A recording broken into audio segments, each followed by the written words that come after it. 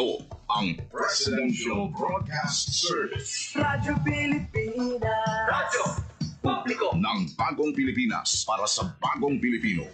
Naghahatid ng mahahalagang balita at impormasyon na uugnay ng pamahalaan sa sambayanan. Tulay sa himpapawi ng serbisyo publiko. Radyo Pilipinas. Radyo Publiko. Ang boses ng Pangulo. Sa Iloilo, Radyo Pilipinas. 585. Oras sa Radyo Pilipinas alas 8:02 sa aga. Nagapanguna nga balita sa syudad, sa mga banwa, sa probinsya sa Iloilo, kagkaingon ng mga probinsya. Mga pananaw sa likod sa mga balita. Inyong mabatian sa Radyo Pilipinas Iloilo News. Mga balita na magasukata sa inyong aga. Ginbantayan, ginsunod, gintipon sa Radyo Pilipinas Iloilo News Team. Gikan sa hulot balitaan. Diretso sa inyong palamatian. Yari nga! Radyo Pilipinas Iloilo News.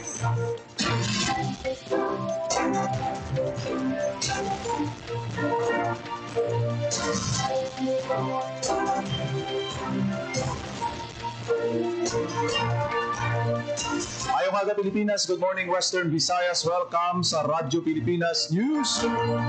Subong adlaw sang Martes, Nobyembre 11, tuig 2025. Ako ang inyong tagbalita, Jinel Baclay, kag karon sa aton balantayan kag mainit nga mga pangulong dinalan.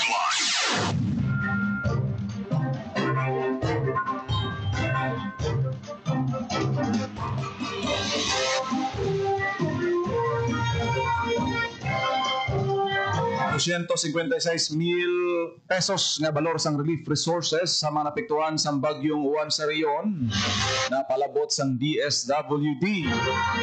Bacolod City Government nagpalabot man sang bulig sa masobra 1,000 ka nag-evacuate nga pamilya, clearing operation nagapadayon. Normal nga operasyon sa Kapitolyo Provincial magabalik na subong adlaw Nobyembre 11.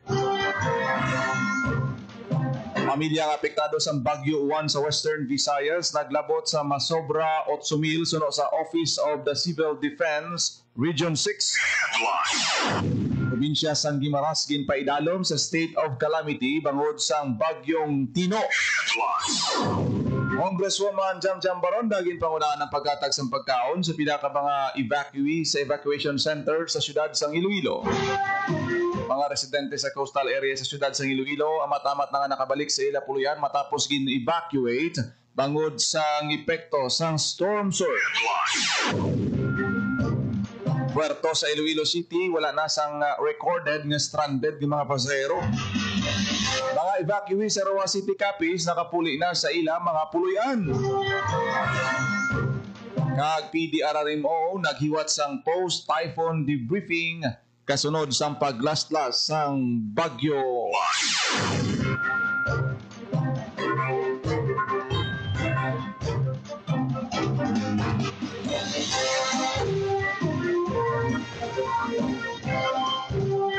Oras sa Radyo Pilipinas, alas 8:05 sa aga kag karon sa detalye na sa aton mga balita lokal. Pilipinas.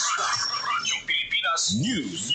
Valor ₱256,000 nga relief resources ginpanagtag sang DSWD sa mga naapektuhan sa bagyong Juan sa rehiyon. Radyo Pilipinas. Radyo Pilipinas. Sa detalye sang balita ni Marian Grace Erenieta.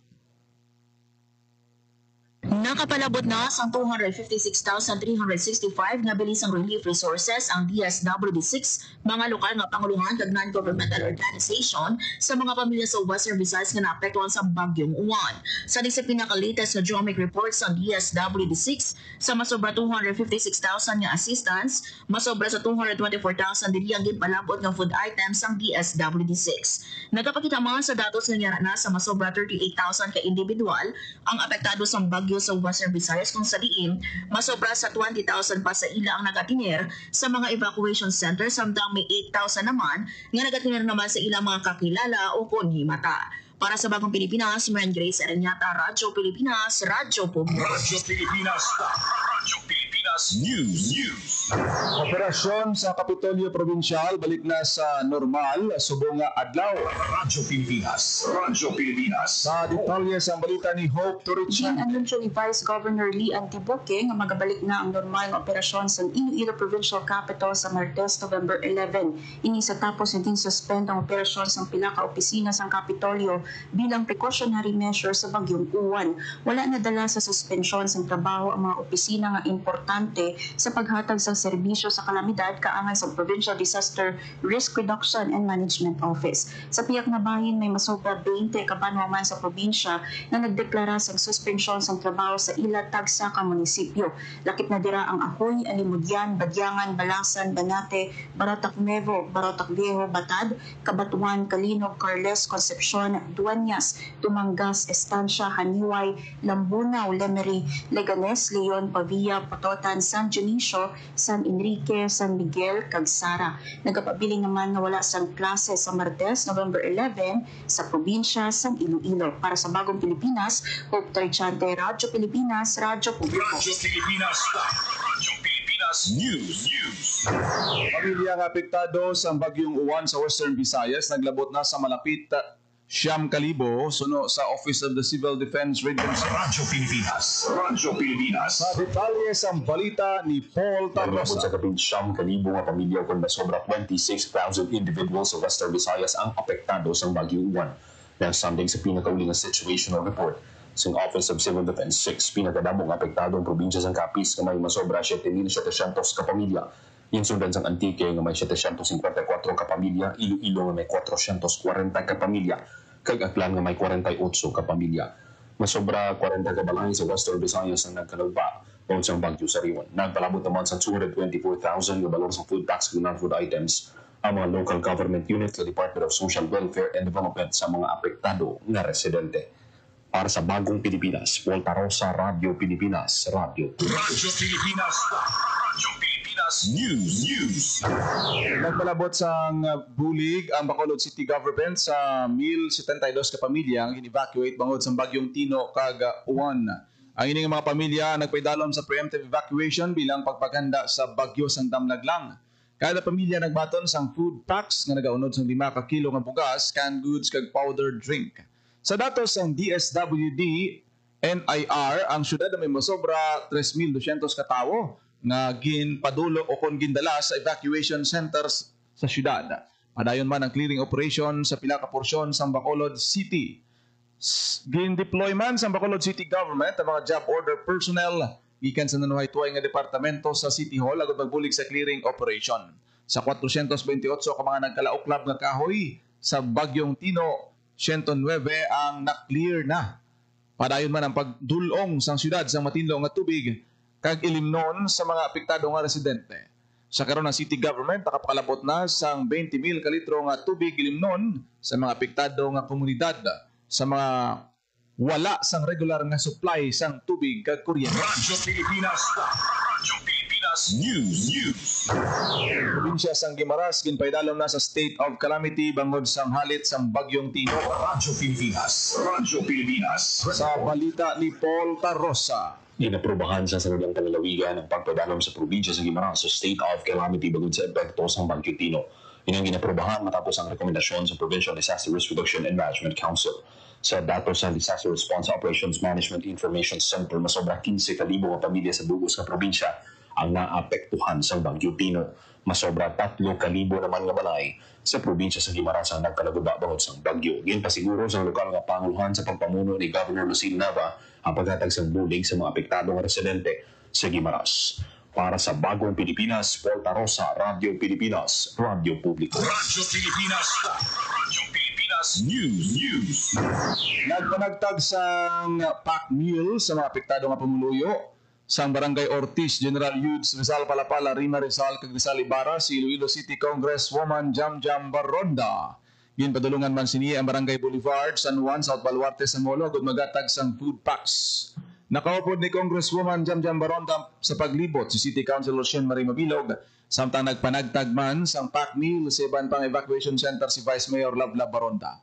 Gininyo man siniya mga pamuluyo nga padayon nga maghalong kag magaligmat sa tion sang bagyo o kon manlain nga tiyempo. Radyo Pilipinas. Radyo Pilipinas News. Mga residente sa coastal area sa siyudad ng Iloilo ang matamat na nga nakabalik sa ila puluyan matapos nga mag-evacuate bangod sang nangin epekto sang storm surge dala sang bagyong Uwan. Radyo Pilipinas. Radyo Sa Pilipinas. detalye sang balita, adayon ang pagpalimpyo sa pila ka residente sa barangay Santo Niño Sur, Arevalo matapos maigo sang balod ang ilang mga puluyan sa igad sang baybay kasunod sa nagduntad nga storm surge. Istorya sang residente nga si Melda Almero, mabas kog ang balod kag hangin sa nagigad nga gabi kasunod sang bagyo Uwan bagay nga nagtublag sa mga pumuruyo.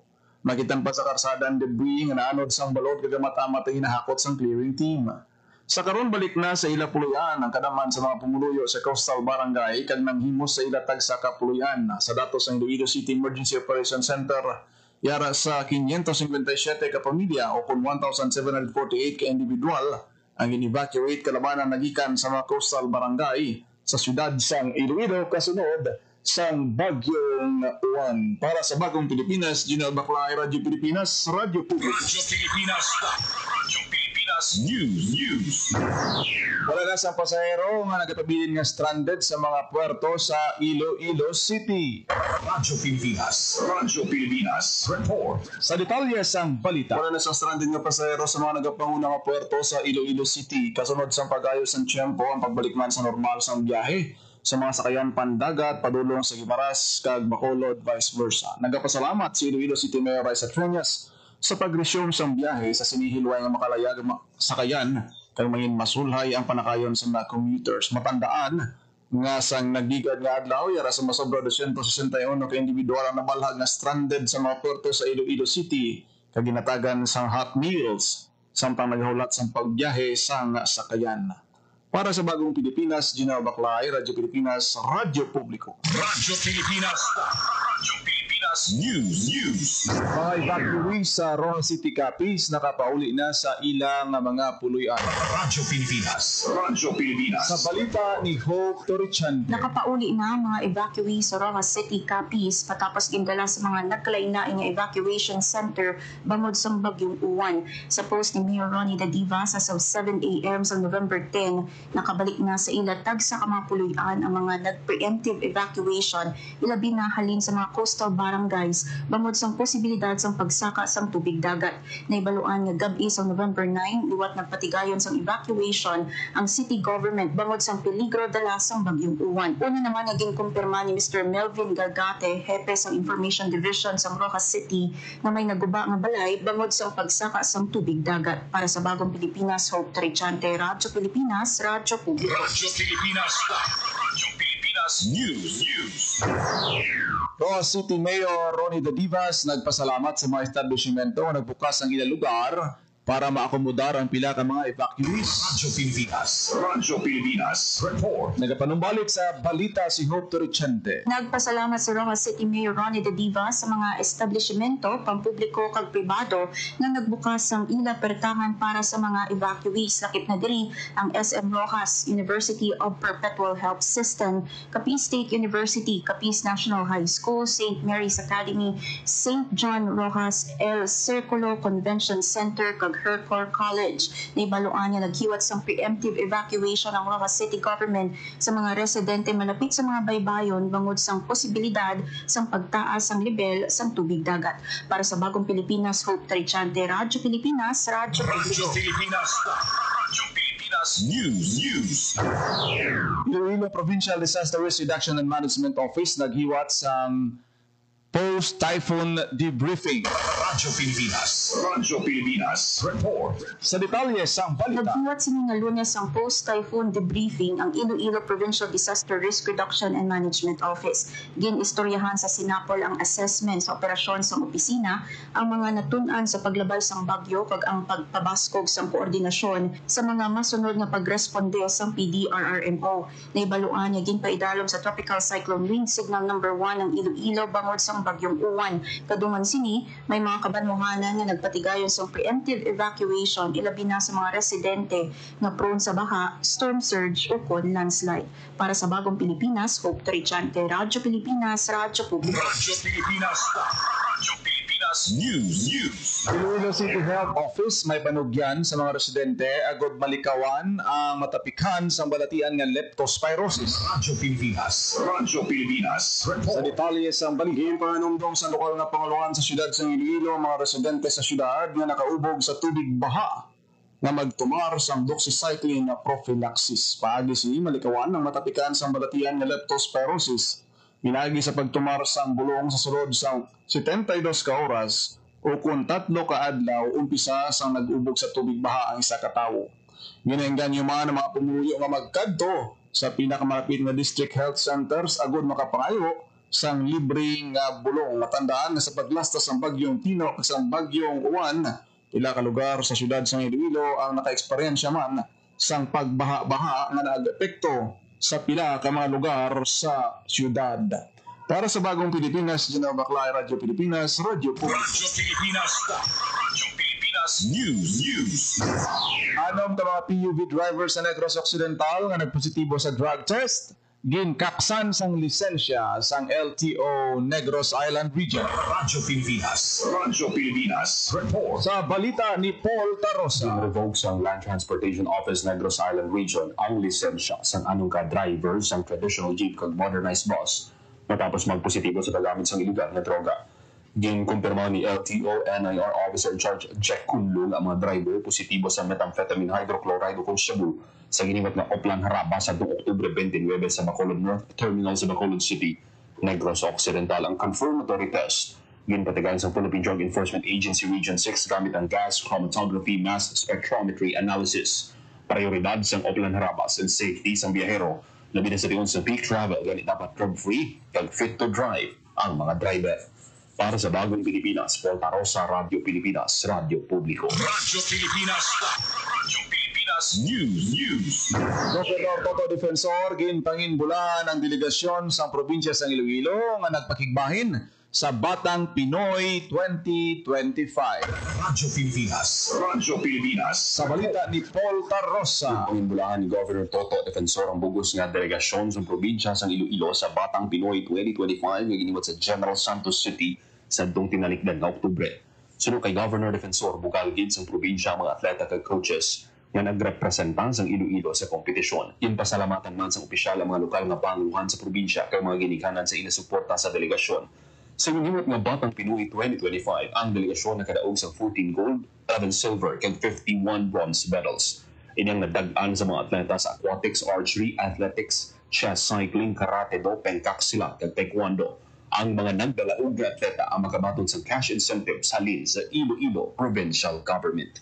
Para sa Bagong Pilipinas, Paul Tarosa, Radyo Pilipinas, Radyo Pilipinas News. Puro kalusugan ginlunsar sa banwa sang President Rojas kag panitan sa Capiz.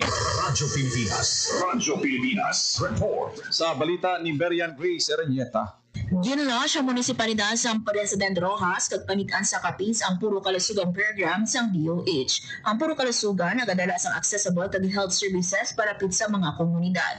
Ang inisyatibo ang ginapangunahan sa Department of Health pinaagi sa National Health Workforce Support System kaupod ang local government units. Sa President Rojas nagawil ang mga pumuluyo sang Barangay Biskaya kag kalapit nga komunidad sang libre nga konsultasyon, bulong kag treatment pinaagi sa mobile clinics kag medical nations. Samtang giniwatawan ang Puro Kalusugan launching sa Antonio Bello Memorial Integrated School sa Bangag Timpa sa Panitan. Sa tema nga konsultahanan, alaga sa bawat tahanan, naghatag sa medical consultations, libre nga laboratory test, kag may distribusyon sa bulong, kag vitamins sa masobratisyados na pumuluyo. May giniyon man nga distribusyon sa isa kagatos nga seedling sa malnourished children, kag young learners, 85 ka dental kits, ug 50 ka hygiene kits. Nagpainaluman ang 92 ka pumuluyo sa risk assessment nga makabulig sa pagpataas ang ila awareness sa preventive health practices. Para sa Bagong Pilipinas, Maran Grace Aranyata, Radyo Pilipinas, Radyo Publiko. Radyo Pilipinas News. oras sa Radyo Pilipinas alas 8:21 sa Radyo Pilipinas. Agin nyo nabatian ang detalye sa mga nagapanguna nga balita sa pagpangalagad sang Radyo Pilipinas News sa buong adlaw sang Martes, November 11, 2025. Sa dugang pangabalita kag impormasyon, please share, follow kag like sa aton Facebook page Radyo Pilipinas Iloilo kag Radyo Pilipinas Community Group. Salamat kit sa mga nagaupod sa aton sininga pagpangalagad. Maayong aga kay Ma'am Leah Salanatin Dulaogon nga nagaupod sa aton siniya nga programa. Kag sa iban pa naton nga mga FB live viewers, salamat gid sa inyo sininga pag-upod kag pagpamati. Ako nagid lamang inyo alagad ang inyo tagbalita kada aga, Junel Baclay. Maayong aga Pilipinas. God bless Iloilo. Radyo Publiko. Radyo Pilipinas. Tinuloy na po natin ang zero balance billing. Libre po. Ibig sabihin, ang serbisyo sa basic accommodation sa ating mga DOH na ospital, wala nang babayaran ang pasyente. Po, ang dami pong challenge, hindi po namin alam kung saan namin kukunin, gano'n, nag-iisip kung paano namin mababayaran. Siyempre po, masayang-masaya, super saya po dahil zero billing po kami. Po, malaking, ano po talaga, malaking tulong po. Mabilis lang din po. Bayad na ang bill ninyo. Uulitin ko, wala nang kailangan bayaran ng pasyente basta sa DOH Hospital dahil bayad na po ang bill ninyo. Naiyak ako kasi sobrang saya. Maraming salamat po, Mr. President Bongbong Marcos Jr. Hindi kami nagkamali ng taong hinalal. Magandang araw, si Ding Dong Dantes po ito. Dahil taon-taon tayong binibisita ng bagyo, kailangan handa tayong harapin ito. Naalala ko si Mami, meron siyang isang envelope kung saan nakatago ang mga importanteng dokumento para madaling kunin at dalhin kapag may bagyo. Ang misis ko naman, may nakahanda palaging emergency go bag na may lamang damit, gamot, pagkain, tubig at pera na kasya hanggang 3 araw sakaling kailanganin namin pumunta sa evacuation center.